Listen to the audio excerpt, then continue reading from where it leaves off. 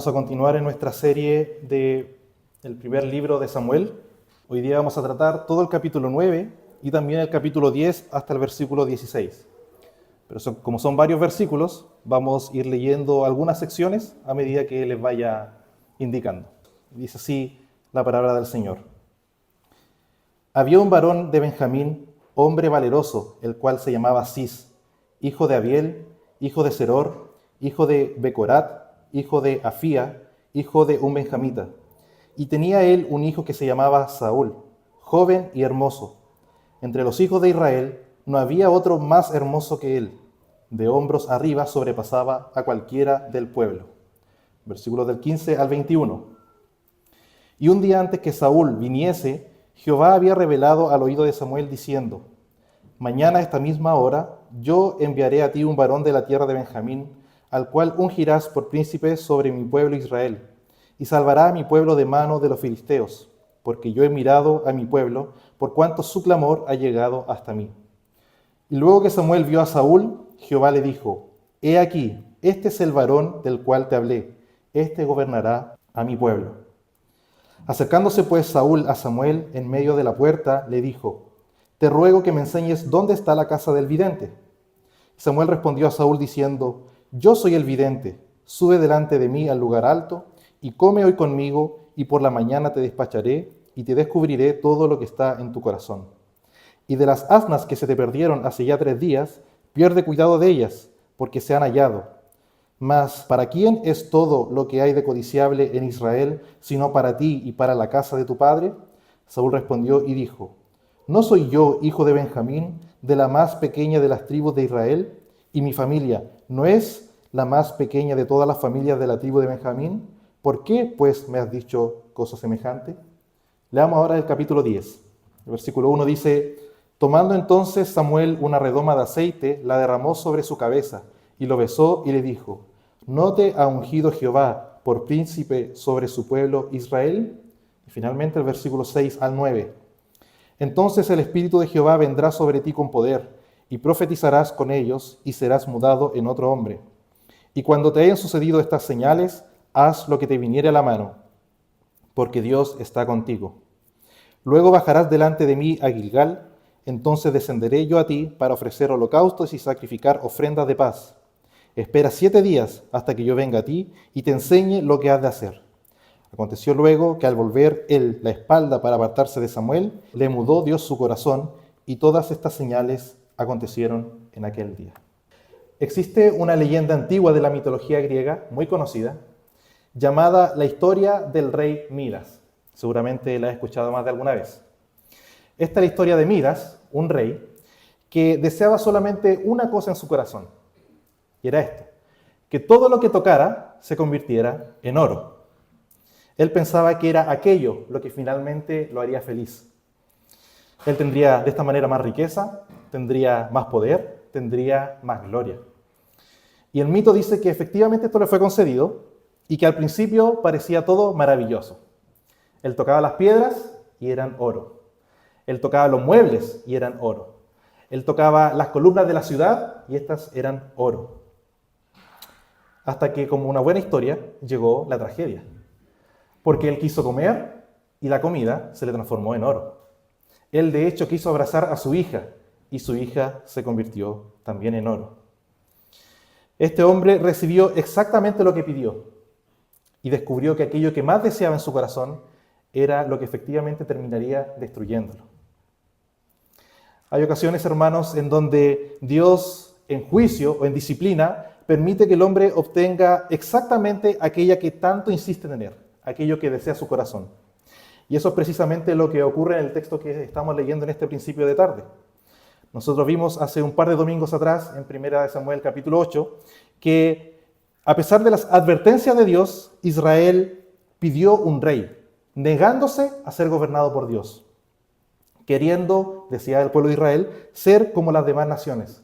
Y dice efectivamente el versículo 22 de ese capítulo, que Dios pondría un rey sobre ellos tal y como ellos lo pidieron. Así que en esta tarde veremos que inmediatamente en el capítulo 9, el autor del primer libro de Samuel, nos presenta a Saúl, aquel rey puesto por Dios, quien es impresionante por fuera, pero es espiritualmente insuficiente. Por eso el tema para esta tarde es el rey que el pueblo buscó. El rey que el pueblo buscó. Y lo primero que nos muestra el texto es la presentación de este rey. La presentación de este rey en los versículos del 1 al 16. El texto comienza describiendo la ascendencia de este nuevo rey, nombrando 6 generaciones desde su padre, Cis, y dice el versículo 1 que Cis era un hombre valeroso. Y la idea aquí de un hombre valeroso no es simplemente alguien que era valiente en batalla, sino más bien un hombre importante, un hombre respetado, un hombre de una familia poderosa, probablemente muy rico. E inmediatamente la atención del texto se centra en el hijo de Cis, en Saúl. Y el autor de este libro lo describe como alguien joven, como alguien hermoso, como alguien alto. Dice el versículo 2 que no había entre los hijos de Israel otro más hermoso que él. De hombros arriba sobrepasaba a cualquiera del pueblo. Y esta no es la descripción de la mamá de Saúl, o de la tía, o de la abuelita, diciendo que su nieto Saúl era el más hermoso de todo Israel, sino que era el texto inspirado de manera objetiva, mostrándonos que había un hombre que era exactamente el tipo de rey que las naciones deseaban. Alguien imponente, alguien visible, alguien que era admirable, un hombre cuya sola presencia ya transmitía cierto tipo de autoridad. Nosotros podríamos pensar, ¿qué mejor candidato para un puesto tan importante como el primer rey de Israel? ¿Qué mejor opción para un pueblo que quería un rey como el de las otras naciones? Podríamos tranquilamente estar pensando, el primer check, listo. Alguien bien parecido por fuera.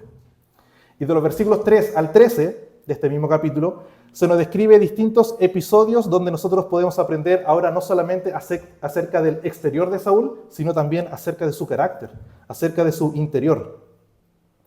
Y estos episodios comienzan con el extravío de las asnas de su padre, un hecho que nos refuerza la idea de que era una familia poderosa, porque era poco común en ese tiempo que una familia tuviera asna, y menos asnas en plural. Y el texto nos dice que es Saúl quien sale junto a su criado a buscarlas. Aquí, para resumir, hay una descripción acerca de una larga búsqueda, donde Saúl con su criado van a un lugar, no lo encuentran, van a otro, y así van recorriendo distintas regiones sin éxito. Por lo que Saúl propone entonces terminar con la búsqueda. Él dice, puede ser que su padre ya no esté preocupado por las asnas y ahora esté preocupado por Saúl, tantos días fuera de la casa. Pero el criado tiene otra idea, y él le cuenta acerca de un varón que tiene una fama de que todo lo que dice se cumple. Así que dice el criado, ¿por qué entonces nos van a preguntar a este hombre llamado el vidente, que en ese tiempo era la forma de referirse a los profetas? Y van donde este hombre y le preguntan dónde están las asnas. Esta idea le pareció bien a Saúl, hablan un poco sobre qué podrían llevar a este hombre y van de camino a buscarlo. Comienzan su camino, se pillan con unas doncellas y estas doncellas le dan indicaciones a Saúl y le dicen o le informan que efectivamente pueden alcanzar a Samuel, que era el vidente al cual se estaba refiriendo el criado, lo pueden alcanzar ese día porque era un día importante para el pueblo. Era el día del sacrificio que se iba a ofrecer por el pueblo en el lugar alto.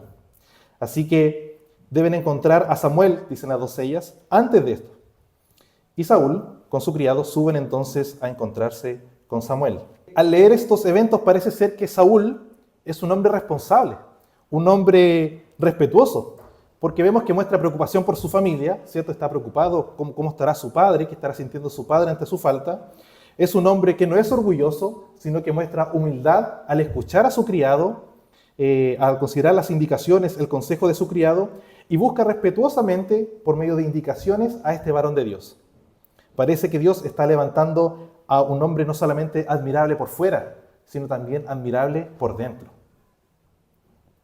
Pero, al mirar un poco más de cerca el texto, en realidad nosotros descubrimos que lo que está haciendo el autor es ir presentando distintas situaciones que pueden ser un problema para este futuro rey.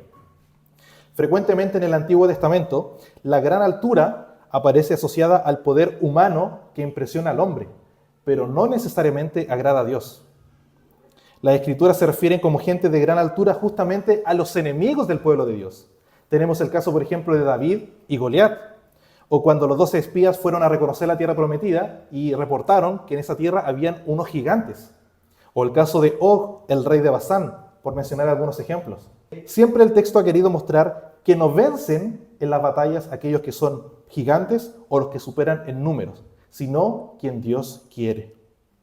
Así que la altura de Saúl no necesariamente era algo bueno. Y de hecho, si somos honestos, la tarea que se le fue encomendada a Saúl con su criado de pillar estas asnas, él falló totalmente. Él no pudo cumplir con esta tarea. Y cuando no sabe qué hacer, él lo que hace es decir, bueno, vuelvo a mi casa, donde está mi papá. Es el criado quien propone entonces buscar al varón de Dios. Es el servidor quien sabe dónde acudir en ese momento por ayuda espiritual, no Saúl. Y esto es algo que se hace más evidente todavía en el texto, porque es el criado quien sabe quién es Samuel. Son las doncellas las que saben dónde encontrar a Samuel. Y es el pueblo entero el que sabe que ese día había sacrificio por todo el pueblo. Pero Saúl no sabe nada.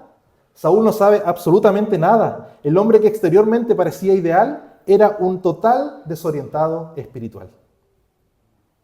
El texto está solo mostrando que Saúl era exactamente el rey que el pueblo pidió. Israel pidió un rey como el de las demás naciones, con apariencia, con presencia, con gloria humana, y Dios le concede exactamente eso. Hermanos, nosotros no queremos hombres exteriormente admirables, pero espiritualmente vacíos. Ni como líderes, ni como pastores, ni esposos, ni como amigos. Saúl era un hombre que impresionaba por fuera, pero en definitiva él estaba desconectado de Dios. Y aunque esto puede servirnos de guía para poder identificar quiénes son buenos o malos líderes espirituales, también nos puede llevar a la autoexaminación. Debemos pensar que nuestra preocupación no debe ser cómo estoy yo por fuera, cómo es que los demás me están viendo a mí, cómo es que los demás me perciben a mí, sino más bien preguntarme cómo estoy yo en mi vida espiritual, cómo es que Dios está viendo mi vida. ¿Eres un hombre o una mujer que busca a Dios cuando se presentan problemas? ¿O como Saúl, no sabes qué hacer y son los otros los que siempre tienen que estarte guiando hacia Dios? Porque ciertamente es verdad que Dios nos bendice al estar en medio de su pueblo, con líderes, con hermanos, con amigos que siempre nos están llevando a Dios. Pero no puede ser que sigamos siendo unos desorientados espirituales, que siempre dependamos de otros para buscar las cosas de Dios, que siempre dependamos de otros para ser guiados a Dios. Así que el texto está presentando algo negro para el pueblo de Israel, pero sabemos que hay esperanza. Porque ahora leemos en el versículo 14 al 16 de este mismo texto, que a pesar de este cuadro poco esperanzador, es Dios quien ha elegido al rey y lo va a usar para salvar al pueblo de la mano de los filisteos, dice el versículo 16. Así que podemos ver cuán grande es el amor de Dios y cuán grande es su misericordia, que aún usa hombres imperfectos como Saúl, como tú y como yo, cuando es necesario bendecir a su pueblo. Y como es Dios quien lo ha elegido, el pueblo debe responder de manera apropiada ante el rey. Y hemos visto en primer lugar la presentación de este rey, y también vemos en el texto, en segundo lugar, la recepción del rey, en los versículos 17 al 27. Comienza esta segunda sección mostrándonos el encuentro entre Samuel y Saúl, entre el profeta y este futuro rey. Y este encuentro es algo notable sin duda. Porque por un lado, Samuel, el profeta, no tenía por qué conocer a Saúl. Pero Dios le dice en el versículo 17, «He aquí, este es el varón del cual te hablé, este gobernará mi pueblo». En su encuentro, Samuel sabía exactamente quién estaba delante de él. Por otro lado, ya hemos mencionado que Saúl debía conocer al profeta. Dice de hecho el capítulo 3 de este mismo libro, en el versículo 20, que todo Israel, desde Dan hasta Berseba, conoció que Samuel era fiel profeta de Jehová. Es como decir que todos los chilenos de Arica a Punta Arenas conocían quién era el profeta de Dios. Saúl, siendo de una familia importante, de una familia respetada, debía conocer a Samuel. Pero aparece nuevamente este contraste espiritual del texto. Y Saúl, teniendo al profeta al frente, le pregunta en el versículo 18, «Te ruego que me enseñes dónde está la casa del vidente», o del profeta. Y este futuro rey no reconoce al profeta más conocido de la nación. está completamente, como ya hemos dicho, desorientado espiritualmente. ¿Cuál es la actitud frente a esto? Lejos de recriminarle su notable falta de preocupación espiritual, le responde en el versículo 19, yo soy el vidente, sube hoy día conmigo al lugar alto, come hoy conmigo y mañana te despacharé y te descubriré todo lo que hay en tu corazón. Así que aquí es importante notar la actitud que tiene Samuel, un profeta que es obediente a la palabra de Dios, quien sabe lo que se viene para Israel, porque Dios ya lo dijo en el capítulo 8, él ya sabe lo que va a ocurrir, pero él no se desquita con el hombre, y tampoco se desquita con Dios dudando o cuestionando su elección. De hecho, nosotros vemos en el texto que la historia sigue, y Samuel le dice a Saúl que las asnas ya fueron encontradas, que pierda cuidado de ellas. Y vemos una pregunta que él plantea en el versículo 20, que dice, ¿para quién es todo lo que hay de codiciable en Israel, sino para ti y para toda la casa de su padre? Y por medio de esta pregunta, plantea el hecho de que todo lo que está en Israel será para Saúl y para su familia. En el fondo lo que está haciendo es confirmar el reinado de Saúl. Ante lo que Saúl se sorprende y parece tener como una actitud apropiada al fin, como una actitud humilde. ¿Yo? ¿Pero no has visto que soy de la tribu más pequeña? ¿No has visto lo pequeña que es mi familia? Sin embargo, una lectura de los capítulos posteriores nos muestran que este tipo de respuesta de parte de Saúl no es por humildad, sino que es por incredulidad. Es una respuesta incrédula. Samuel, el profeta, le está diciendo que él va a ser rey y Saúl, en otras palabras, se está negando a creer esta asignación. Es como si Saúl dijera, ¿estás seguro que soy yo? ¿No has visto a mi familia? ¿No has visto quién soy yo para cuán grande tarea? Pero aún así, vemos a Samuel que no responde con amargura. Él no se cansa inmediatamente de Saúl y se encierra en la casa de los profetas y comienza por las redes sociales a escribirle a los otros profetas, miren quién Dios envió para ser el próximo rey de Israel. No comienza a funarlo y a escribir, renuncia a Saúl, como suele suceder hoy día, ¿cierto? No, esa no es la actitud de Samuel. Él no lo desprecia, él no lo cuestiona públicamente. Por el contrario, la historia sigue y vemos que lo invita a comer. Algo importante, algo que mostraba este compañerismo. Lo sienta en el lugar principal, dice el texto, a la cabecera en la sala que era este lugar donde los invitados comían con Samuel después de la ofrenda del sacrificio. Y aún más, Samuel, el profeta, le dice al cocinero que traiga la mejor porción, la espaldilla, que de acuerdo a lo que nosotros leemos en Levítico capítulo 7, era la porción del sacrificio que estaba destinada y reservada solamente para el sacerdote. Samuel le está dando a Saúl lo mejor, le está ofreciendo lo mejor. Samuel no está improvisando aquí dándole lo mejor que fue cocinado, sino que para esta ocasión se te guardó, leemos en el versículo 24. Samuel lo que está haciendo es honrar al próximo rey. Honrar al próximo rey. Y esto, hermanos, es una lección difícil para nosotros hoy.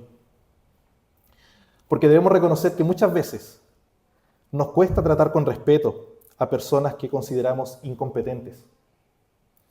Sean autoridades, sean jefes, líderes, gobernantes, quizás un cónyuge, quizás nuestros propios padres, cualquier cargo de autoridad. Y aquí yo no estoy diciendo que nunca debe existir corrección ni evaluación. Realmente hay líderes malos. Realmente hay personas que son mediocres. Hay cargos que algunas personas no deberían ocupar. Pero nosotros deberíamos usar los medios estipulados, los medios correctos para la corrección, para la evaluación y para la crítica. Pero Samuel nos recuerda algo importante aquí, que Dios sigue siendo soberano aún con autoridades imperfectas. Por eso Samuel trata a Saúl con dignidad, no porque Saúl fuera extraordinario espiritualmente, sino porque Dios lo había puesto allí. Así que, hermanos, nosotros tenemos que honrar a nuestras autoridades.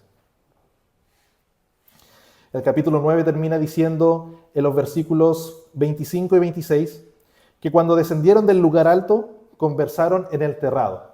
El terrado, la idea aquí era básicamente el techo plano de la vivienda del profeta, un lugar que normalmente era fresco, que normalmente era ventilado para pasar la noche en Israel, y ese es el lugar donde pudo descansar este futuro rey. Y dice el texto que se despidieron en la mañana muy temprano. pero aún esta despedida no es definitiva, porque aún hay temas pendientes que tratar. No ha terminado todavía este encuentro entre Samuel y Saúl. Así que Samuel le pide al criado en el versículo 27 que se adelante un poco, porque no era necesario que el profeta le hablara y le declarara a Saúl palabra de Dios. Nos estamos preparando para escuchar ahora lo que Dios tiene que decirle a este rey. Y veremos que Dios no solamente dejó al pueblo con un rey mediocre espiritualmente, como diciéndole, bueno, ustedes querían rey, ahora arréglensela como puedan. No, sino que nuevamente Dios, en su gran amor, en su gran misericordia, capacita a Saúl para poder reinar. Hemos visto la presentación del rey, la respuesta ante este futuro rey. Y en tercer lugar, en este texto vemos la confirmación del rey, en el capítulo 10, en los versículos del 1 al 16. El capítulo 10 continúa relatándonos acerca de este encuentro entre el profeta Samuel y el futuro rey Saúl, pero ahora de una manera más privada, una conversación solamente entre ellos dos. Y Samuel lleva a cabo 3 acciones, nos dice el versículo 1.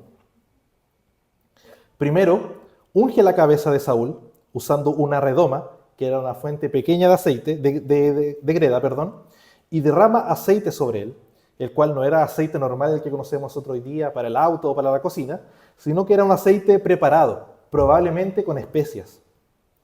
¿Y por qué hace esto Samuel? ¿Por qué derrama aceite sobre Saúl? Nosotros vemos en el Antiguo Testamento que en el momento en que Samuel derrama aceite sobre Saúl, Saúl, este futuro rey, queda dedicado y capacitado para servir como rey. Es más, el hecho de que lo esté haciendo Samuel, que es el profeta de Dios, está representando a que Dios mismo está ungiendo a Saúl. Y este derramamiento de aceite era un símbolo de la realidad de que el mismo Espíritu Santo estaba capacitando y capacitaría a Saúl para este oficio de ser el rey. Así que primero lo unge. Luego dice el texto que lo besa, algo lógicamente cultural. Nosotros hoy día no tenemos la costumbre de verdad de estar besando a las personas que son ordenadas para ser diácono, para ser presbítero, pero es un símbolo de respeto y de reconocimiento que Dios había escogido a Saúl para ser rey. En tercer lugar, lo unge, ¿cierto? Lo besa y en tercer lugar le habla. Y mediante una pregunta, dice al final del versículo 1, ¿no te ha ungido Jehová por príncipe sobre su pueblo Israel? Lo que está haciendo Samuel por medio de esta pregunta es confirmar que era Dios quien había ungido a Saúl. No era simplemente una idea de Samuel. Entonces con esto, Samuel está confirmando a Saúl. Y es importante porque vimos en el capítulo anterior que Saúl tuvo dudas. Cuando ya se le estaba mencionando que iba a ser el futuro rey, se preguntó, ¿yo? ¿Yo seré rey? ¿No has visto a la familia de la cual vengo? Por eso, su llamado ahora es confirmado. Y Dios lo va a hacer mediante 3 señales para probarle a Saúl su llamado al oficio del rey. Y es importante, hermanos, que notemos la precisión de estas señales, que lo vemos en los versículos del 2 al 6. Y resumidamente, estas señales son las siguientes. Primero, le dice Samuel a Saúl, encontraría Saúl hombres que le informarían que las asnas de su padre ya fueron halladas, que no se tiene que preocupar de ellas. En segundo lugar, la segunda señal, le dice que encontraría a 3 hombres que subían a Betel, que llevaban distintos utensilios, y que de todo lo que llevaban estos 3 hombres, a Saúl y a su criado le darían pan. Finalmente, encontraría un grupo de profetas descendiendo del lugar alto mientras profetizaban con el uso de instrumentos musicales. Y avanzando un poco más en el texto, nos dice el versículo 6 que después de que se cumplieran todas estas cosas, todas estas señales, dice Saúl que vendría el Espíritu Santo sobre Saúl. Dice Samuel que vendría el Espíritu Santo sobre Saúl. No para salvarlo, sino para capacitarlo. Y esto es algo importante de entender. Nosotros vemos en el Antiguo Testamento, leemos muchas veces que el Espíritu Santo venía sobre personas y también se iba. Esto de ninguna manera está reflejando la realidad de que entonces en el Antiguo Testamento el Espíritu Santo podía salvar a una persona y después como desalvarla o apartarse de esa persona. sino que en el Antiguo Testamento nosotros vemos un ministerio doble del Espíritu Santo. El Espíritu Santo puede ir donde una persona para salvarla, esto de manera definitiva, y también para capacitarla, y esto sí podía ser momentáneo. Por eso vemos que a veces capacitaba a hombres para algún oficio como profeta, como sacerdote, como rey, y después retiraba su espíritu cuando ya no iba a usar a esa persona. Así que podía suceder que este ministerio doble no se cumpliera sobre una misma persona necesariamente. Es decir, que Dios podía estar capacitando a alguien, pero no necesariamente salvándola. No así en el Nuevo Testamento, como ya hemos estudiado, que nosotros vemos que tenemos en el Nuevo Testamento que Dios salva y capacita a cada creyente. Este es el cumplimiento de la profecía con respecto a la venida permanente del Espíritu Santo, que ya no iría y volvería, sino que estaría siempre con cada creyente, salvándolo y capacitándolo. Teniéndose claro, volviendo al texto, dice el versículo 7 en el capítulo 10, que una vez que hayan ocurrido estas señales, entonces Saúl, puedes hacer, le dice Samuel, puedes hacer todo lo que quieras, porque ten por cierto que después de esto Dios estará contigo. Qué mejor manera de comenzar un oficio. Tener la certeza de que Dios iba a estar con Saúl.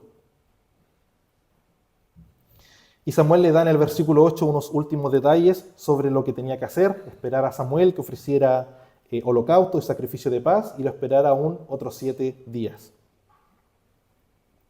Y ahora, después de todo esto, después de todo lo que le profetizó Samuel a Saúl, miren lo que nos muestra el versículo 9.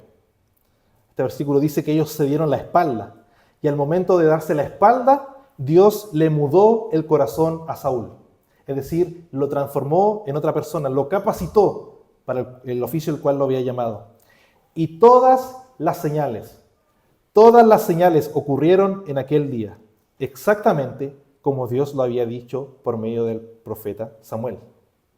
El lugar correcto, las personas correctas, el momento correcto, las palabras correctas, los encuentros correctos. Nada quedó al azar, sino que cada detalle estuvo guiado por la mano soberana de Dios.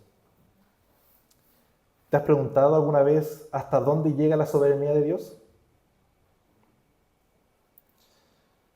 Porque nosotros vemos aquí que Dios es tan soberano que cuando Dios quiere, el universo entero obedece. Cuando Dios quiere, hombres se encuentran en el camino exacto. Cuando Dios quiere, corazones son cambiados. Si Dios quiere, este sermón no se predicaba el domingo pasado, sino hoy. Cuando Dios quiere, acontecimientos aparentemente pequeños terminan cumpliendo sus propósitos eternos. Cuando Dios quiere, hasta los pasos más ordinarios de un hombre perdido buscando asnas terminan llevándolo exactamente al lugar donde Dios había determinado. Nosotros, sin embargo, solemos olvidarnos de cómo obra el Señor. Pero hermano, Dios solamente no es gobernador sobre reyes y naciones, sino que Él gobierna cada detalle de tu vida, tus caminos, tus encuentros, tus días buenos y tus días malos, tus puertas abiertas y también tus puertas cerradas. ¿Tú quieres ver tranquilidad con respecto al mañana? Ni el mejor plan te puede dar ese tipo de paz. Nuestra paz descansa en una sola realidad, y es esta: se hará su voluntad. Se hará su voluntad. No existe ningún acontecimiento fuera de su dominio, ni circunstancia que escape de su mano. Y eso no debería ser algo que nos aterre, sino todo lo contrario, debería ser algo de consuelo profundo para nuestras vidas. Porque el mismo Dios que controla todos los aspectos de nuestra vida es nuestro Padre amoroso. Y como veíamos nosotros esta mañana en la escuela dominical, a pesar de nosotros, de transgredir su ley, Dios es fiel a su pacto y cumplirá sus promesas. Y es fiel y estará con nosotros hasta el fin de los tiempos. Por eso podemos confiar en Él. Ahora es interesante lo que ocurre con Saúl, porque el texto nos dice que Dios realmente lo capacita para gobernar. Y eso hace más trágica su futura caída. Saúl no fue un fraude desde el comienzo. Dios verdaderamente le concedió privilegios. Dios verdaderamente le dio oportunidades, le dio capacitación. Pero aún así, nosotros sabemos que él terminará alejándose del llamado de Dios. Aún con todo esto, notemos cuán grande es la misericordia de Dios, ya que aunque Saúl representaba en parte el juicio de Dios sobre el deseo pecaminoso del pueblo, Dios no abandona completamente a Israel, sino que le da un rey capacitado para su oficio. En el versículo 10 tenemos los detalles de la última señal, de esto de que iban a bajar algunas personas del lugar alto profetizando. Y leemos que el ministerio específico del Espíritu Santo vino efectivamente para capacitar a Saúl para ser rey. El Espíritu Santo vino con poder, nos dice el texto, por lo cual ahora Saúl está también profetizando entre ellos. Y esto pareciera ser una señal importante, pero parece ser que en el texto vemos una especie de desprecio hacia los profetas de aquella época. En los versículos 11 y 12 leemos que cuando Saúl profetizaba, se preguntan, ¿el hijo de Cis? ¿Este hombre tan importante de una familia tan respetada? ¿También entre los profetas? Y también preguntan, ¿y quién es el padre de estos? En otras palabras, se están preguntando, ¿quién los guía? ¿Quién está llevando a estos profetas a hacer lo que están haciendo? Y por eso se hizo famoso el dicho de que Saúl también estaba entre los profetas, expresando sorpresa de este evento tan poco probable, con una respuesta negativa ante la profecía de Saúl. Nos dice el versículo 13 que Saúl dejó de profetizar y que llegó a un lugar alto donde le esperaba su tío, una persona que comienza a aparecer recién ahora en el texto. Y este tío lo interroga acerca de todo lo sucedido, al enterarse que tuvo un encuentro con Samuel. Le dice, ¿tuviste un encuentro con Samuel? Por favor, revélame todo lo que Samuel te dijo. Y nosotros leemos en el texto que Saúl le comienza a hablar sobre las asnas perdidas, pero con respecto a los temas del reino, omite información. No le cuenta nada. Algunos comentan sorpresivamente que parece que al fin Saúl tuvo algo de humildad, porque no es poca cosa ser el próximo rey de Israel. Cualquiera de nosotros quizás lo gritaría a todos los vientos, voy a ser el próximo rey. No es una noticia fácil de guardar. Sin embargo, creo que es más apropiado pensar que en base a todo lo que nosotros hemos visto hasta ahora, Saúl seguirá aún escondiendo su llamado a ser rey como una especie de negación y de cobardía. Algo que de hecho se va a confirmar en los versículos que vienen porque él se esconde y no quería ser el próximo rey de Israel. Y ya para ir terminando, es verdad que nosotros tendemos a fijarnos demasiado en los aspectos desfavorables de cada evento. Es verdad que no tenemos que resaltar solamente lo negativo, pero el texto nos muestra de distintas maneras cómo es que Dios provee de un rey tal como el pueblo lo había pedido. Exteriormente impecable, nadie mejor que él, aunque un incompetente espiritual. Incluso en el mejor de los casos, si estas aparentes eventos de humildad fueran actitudes verdaderamente humildes de parte de Saúl, nosotros ya conocemos cómo termina la historia. Y sabemos que esta humildad se acabará y que Saúl se llenará de orgullo por este gran poder que le fue concedido. Frente a todo eso, ¿qué le espera a Israel? Nosotros sabemos que no está todo perdido. Y me imagino que ya sabes a dónde se dirige este cierre. Porque las Escrituras ya habían profetizado acerca de otro rey que Dios también proveería. Un rey eterno, infinitamente distinto de Saúl. Ya que mientras Saúl era destacado como un hombre exteriormente hermoso, hubo uno sin hermosura y sin atractivo para ser deseado. Mientras que Saúl fue un rey que el pueblo quiso, hubo uno que fue rechazado por su propio pueblo. Mientras que Saúl dependía de otros para poder saber qué hacer, hubo uno que conocía perfectamente su misión y quien dijo, en los negocios de mi padre me es necesario estar. Mientras que Saúl impresionaba por fuera, hubo uno que impresionaba por dentro. Mientras que Saúl fue elegido para satisfacer al pueblo de Israel, hubo uno que fue enviado para salvar a su pueblo. Mientras que Saúl usa su humildad para esconder su inseguridad, hubo uno del cual se puede decir que era manso y humilde de corazón, y quien enfrentó voluntaria y valerosamente su misión, incluso si eso significaba llegar hasta la cruz y ser abandonado por su propio padre. Mientras que Saúl fue un incompetente, que ni siquiera pudo encontrar las asnas de su padre, Jesús vino a buscar a sus ovejas perdidas. Y sabemos que ninguna se perderá, pues este Rey nos ha dado vida eterna y no pereceremos jamás, ni nadie nos arrebatará de su mano. Mientras que Saúl comienza humilde y termina orgulloso, hubo uno que se humilló hasta lo sumo y que ha sido exaltado tomando un nombre sobre todo nombre, Jesucristo, el Rey de Reyes y Señor de Señores. El problema aquí en el texto, queridos hermanos, no era Saúl, con todas sus imperfecciones. El problema aquí en el texto era el deseo pecaminoso del pueblo de Israel, quien deseaba no estar siendo gobernado por Dios. Así que yo te pregunto en esta tarde, ¿qué desea tu corazón? ¿Desea tu corazón algo que a los ojos de este mundo es deseable, pero que te terminará alejando de Dios? Porque eso es exactamente lo que pasó con Israel al pedir un rey. Y así como el rey Midas, este ejemplo al principio de este sermón, tenga cuidado, hermano. Puede ser que aquello que más desea tu corazón, Dios te lo conceda y termina destruyéndote. Nuestro corazón, como ya hemos visto muchas veces, es una fábrica de ídolos que constantemente está en búsqueda de alguien que nos gobierne. Hermano, no busques a un rey conforme a tus deseos, sino busca al rey que Dios ha dado, al rey que Dios ha provisto.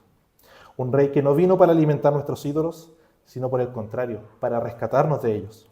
Ya que, a diferencia de los ídolos, que prometen vida pero terminan destruyendo, Cristo es el Rey que entregó su vida para salvarte a ti y para salvarme a mí. Bendito sea nuestro Rey Jesús.